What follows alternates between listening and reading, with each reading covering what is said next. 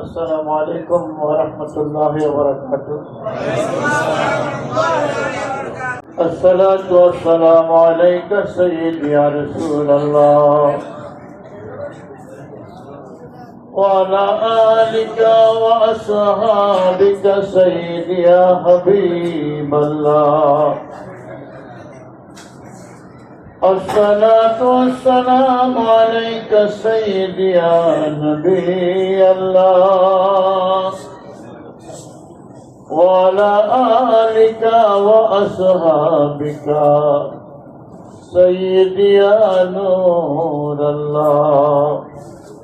درود شريف আমার প্রিয় আকা মাওলা মুহাম্মদ রাসূলুল্লাহ সাল্লাল্লাহু তাআলা আলাইহি ওয়াসাল্লাম তার কান মোবারক দ্বারা শুনেন এবং তিনি আমাদেরকে আমরা একজন আরেকজনকে যেভাবে দেখি নবী এভাবে দেখেন।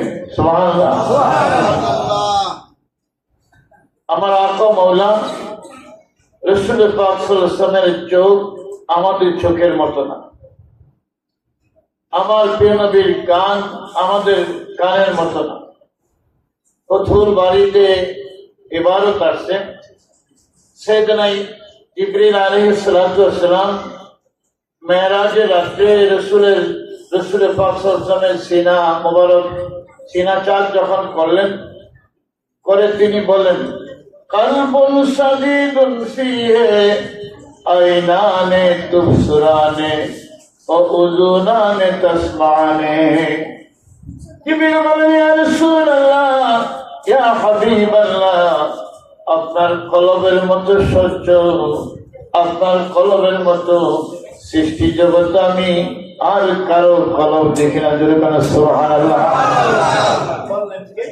জিবরিল আলাইহিস সালাম বলেন আইনানে তুবসুরানে, ইয়া রাসূলুল্লাহ আপনার কলবের মধ্যে আমি দুইটা চক্ষু দেখলাম, ওই চক্ষু দিয়ে আল্লাহর সৃষ্টি জগৎ এমন কোন জায়গা নাই, কিছু নাই আপনি দেখেন নাই, আপনি সব দেখেন। জোরে জোরে কেন সুবহানাল্লাহ। বলেন ওযুনানে তাসমানে, বলেন ইয়া রাসূলুল্লাহ আপনার এই কলবের মধ্যে দুটা কান দেখলাম, যে কান দিয়ে আপনি আল্লাহর সৃষ্টি জগৎ এমন কিছু নাই যে আপনি শোনেন না। জোরে কেন সুবহানাল্লাহ।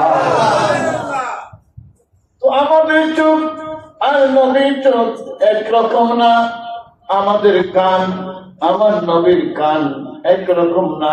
জোরে জোরে কোন সুবহানাল্লাহ।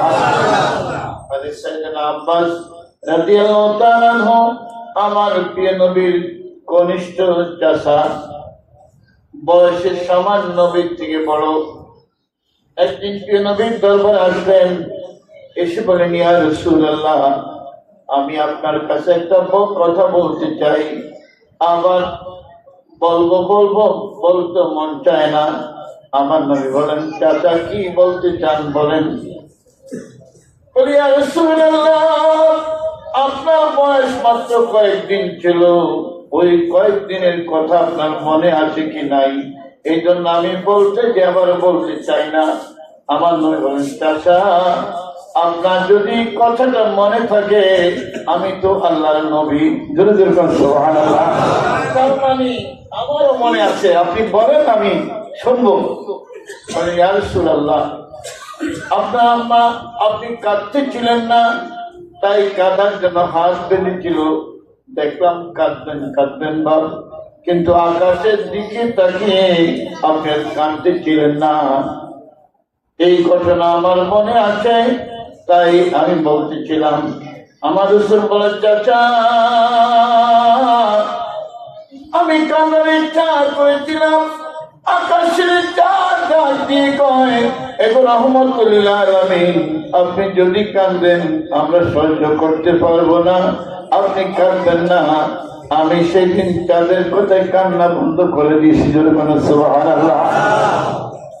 তো চাঁদ নবীকে বললেন আরে আমার প্রিয় কমলা দোলনার মধ্যে যখন থাকতো, যেমন এখানে সুন্দর ফুল টানানো হয়েছে, আমরা ছোটবেলায় দেখেছি ছোট বাচ্চাদের কান্না যাতে না কাঁদে ফুল উপরে টানিয়ে দেয়, ফুল লড়তে থাকে, বাচ্চা সেটা দেখে দেখে খেলে।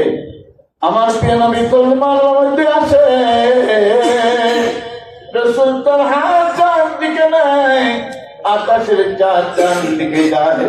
নবী হাত বাম দিকে নেয়, আকাশের চাঁদ বাম দিকে যায়। আমার নবীর সাথে তুলনাতে আকাশের চাঁদ খেলা করে জোরে জোরে কোন সুবহানাল্লাহ। আমার প্রিয় কামলা মুহাম্মদ রাসূলুল্লাহ সাল্লাল্লাহু তাআলা আলাইহি ওয়াসাল্লাম বলেন, চাচা এটা তো দুনিয়া আসার পরের ঘটনা, এখন শুনুন।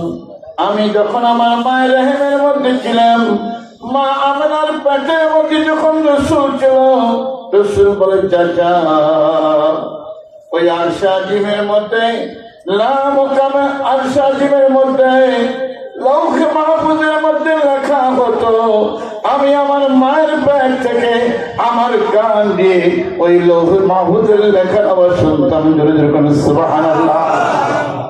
তো আমার নবী দুনিয়াতে আসে নাই, মায়ের রেহেমে থাকতে ওই লৌহে মাহফুজে কলম দিয়ে লেখা